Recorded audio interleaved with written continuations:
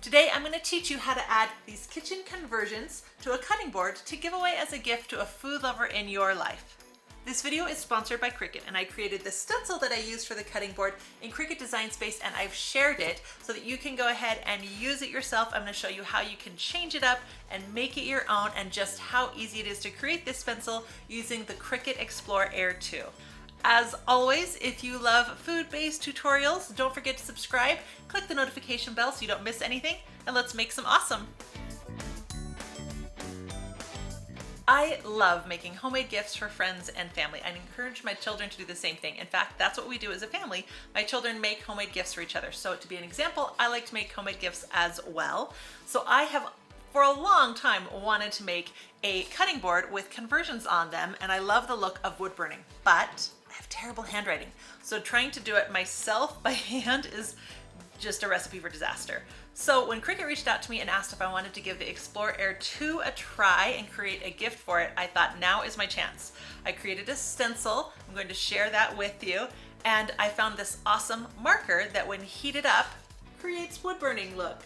It's awesome and so easy. For those of you who haven't worked with a Cricut machine before, let me tell you a little bit about it. First off, it can cut over 100 different materials. Like, that's crazy. It can cut paper, vinyl, iron-on, light cardstock, regular cardstock, bonded fabric, even poster board. And then of course you can customize it as well. This machine can hold two different tools. Over here is my cutting blade, and over here it can hold pens and markers. It can cut, draw, score, emboss, and now it can print and cut as well. So you can print a design that you've created. It will attach markers. The machine will be able to read those and cut around anything that you've printed. Now for someone who throws a ton of parties with lots of printables, I love this machine. In fact, I use this not only for parties, but also for my cakes. If you saw last week my Frozen 1 and 2 Anna and Elsa cakes, I cut the stencils that I use in those cakes to bring out all of those fantastic details with my Cricut Explore Air 2. It's 2 times faster than it used to be, and it's incredibly precise. It can cut detailed cuts smaller than a nail. The Cricut Explore Air 2 is even Bluetooth enabled, so you can use your tablet or your phone to cut your designs. Cricut Design Space has a ton of completed projects that you can make. It also has over 100,000 fonts and images that you can use to create your own project. It even has trademarked and copyright partners like Disney. You can buy SVG files from creators all over the internet and upload them. You can also upload your own images and use fonts from your own computer. And in Cricut Design Space, anybody, including you and me, can make projects and share them with other people to be able to use. Now, this project that I created for today is available there. Go ahead and search kitchen conversions or cutting boards, and you should be able to find it just fine. There's also a link down below and a link on my website as well. So if you search kitchen conversion or cutting board, you can find this project, and you want to click customize it. Now I'm going to show you how you can personalize this shared project. You can change the font to be something that you already know and love from your personal computer, as well as show you how to change this up so it can fit any cutting board's dimensions that you want. If you don't want to make any adjustments and you just want to get straight to making the actual project, go ahead and scroll down to the description, click on that time code right there, and it will jump you ahead. Now, as you click on each different section, the liquid volumes, the spoons to cups, and the weight, they're all in their own groups, and you can't change any of these fonts while they're grouped. So you need to go up here and ungroup them. Now double click on the word that you want to change. I went with all capitals, but you can change that if you'd like. Up here, you can click on the font, and then click System to search for fonts only on your computer. Now, I collect fonts, so I have a few thousand, so it's good to know if you have a favorite font that you're already looking for before you start. I'm going to search for Habaro. It's a font I use on my website. Once you pick your font, you can change the size by either dragging the arrow or under the font size up here. Or you can change it by switching up the dimensions up here in the height. After you've changed one of the titles, change the others too to match what you've already picked. Next up, ungroup the smaller section underneath the title. Double-click on one of the columns of numbers and change it however you want it. Note the font you've picked, the font size, the letter spacing, the line spacing. Now repeat those same customizations with all of the other columns and go ahead and repeat this, changing up any of the fonts in the project that you want. Now don't forget to save along the way. There is seriously nothing worse than having something go wrong or something have to be restarted and losing all of your progress. I've done it a lot. Once you're happy with all of your fonts, now grab the subheaders in each section and align them to distribute horizontally. This will perfectly space them out. Now grab one subheader and the column underneath and align it to center horizontally. Once everything is nicely in place, grab all of the text box in the section and then regroup. This way, if you move anything around, you won't mess up that text box. Now it's time to adjust everything to fit the cutting board that you've picked. I have this one and it's 17 3/4 by 11. Now to create a sample of the cutting board within Cricut Space, you're going to add a square shape. Go ahead and recolor it so it sets itself apart from all the text. I picked tan. Now unlock the size and then add the measurements, 17 3/4 by 11. Move it into the top left corner and send it to the back so that your stencils are on top of it. Now to be more precise, I added rounded corners and holes where there is one on my cutting board to help me better see it all, but you don't have to do that. Now let's go ahead and make some adjustments. First, I made the ruler 24 inches in case one of you wants to create this with a larger cutting board. Now I've grouped all of the dashes together so that they stay exactly 1 inch apart. One of the good things is you can actually delete while they're still grouped. Go ahead and click one of the dashes that you don't want anymore and just hit delete and continue until all of the dashes you don't need are gone. And then repeat that with the numbers. Now I select all of the designs at the bottom of my cutting board.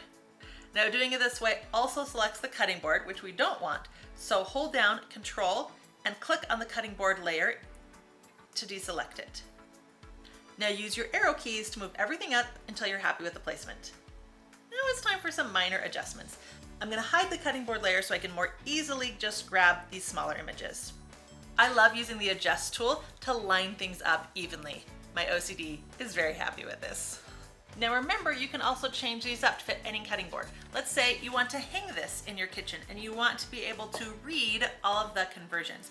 You can just rotate the cutting board backdrop and then you can move around the text groups and all of the little clip art until you're happy with all the placements.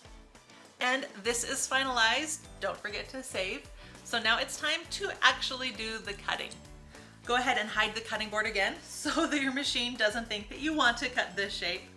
What we need to do is attach all these text boxes and images so that they hold the position that we've created. And repeat for the ruler section. Now click Make It. Of course, it's going to ask us to change from a 12 by 12 sheet to a 12 by 24 sheet, which is just fine. I'm going to grab this ruler section and move it across to the other side, just to give myself some cutting space. Now you can use this design for anything. I'm using it as a stencil for my cutting board. You could also use it as a stencil on fabric, or you could actually use the cuts themselves and iron on and put it on an apron or a tea towel or anything like that. Since we're making a stencil here, the color of our vinyl doesn't matter, but you do want to make sure that it's removable so that it doesn't stick too hard and we can easily take it off. You also want to make sure it's the right size. We need it to be 12 by 24 at least, not 12 by 12. Now I'm going to show you a little trick that I do to get my vinyl onto my mat nice and evenly. You're actually going to unroll it completely and roll it back up backwards. Holding it backwards like this, it's really easy to line it up along the top and then roll it down. See how nice and flat that is? Go ahead and click Continue. Make sure that your Cricut is powered on. Pick Vinyl on your knob. Add the 12 by 24 mat to your machine and click the Load button. And finally, click the flashing Cricut logo to start the cut.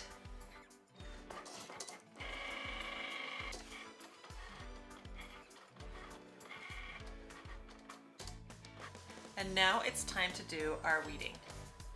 So everything's all cut out and now it's time to reverse weed.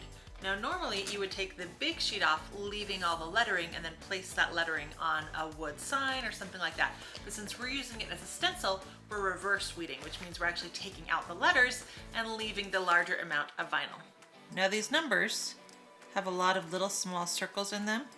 So you want to make sure you don't accidentally pull up those circles as you pull away. So just take your time and be careful.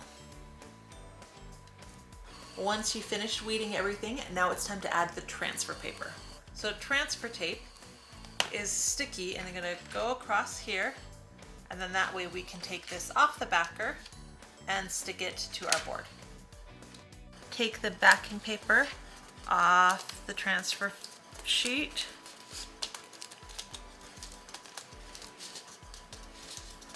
And slide it along. Use the scraping tool to make sure it's adhering nicely. Now this will work on any cutting board, but you do want to make sure you prep your surface. This is what it looked like before, and then I sanded it with 220 grit. It's nice and smooth. I've taken away any oils that had previously been on the cutting board, and it is ready now. Peel the backing off from the vinyl, and that transfer tape will hopefully hold everything in. If you notice, like right here, a couple dots coming off, just slide it back and rub again.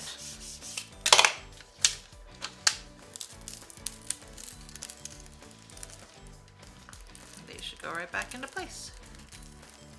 Place the stencils exactly where you want them, and use this large scraper to make sure it's all stuck into place. Now comes taking the transfer tape off. Just like before, make sure that you're not accidentally taking any of the center of those numbers with you. I find that it helps, instead of pulling your transfer tape up, to pull it straight away. To have it at such sharp of an angle, it usually leaves those small little details on just fine.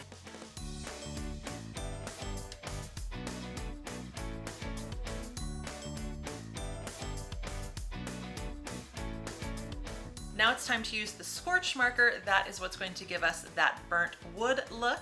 Now this is non-toxic and it is safe to use on cutting boards and wooden utensils that you're going to use in the kitchen. Now the point of this pen is double-sided. One is rounded, one is pointed. So pick which one you want to use.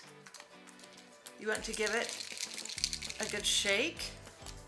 And you want to press down, releasing the liquid. Once you know the liquid's coming out, it's time to draw onto our wood surface.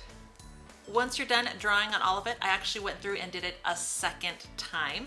And now we're going to take the vinyl off. You can see where the pen left some white residue as it dried.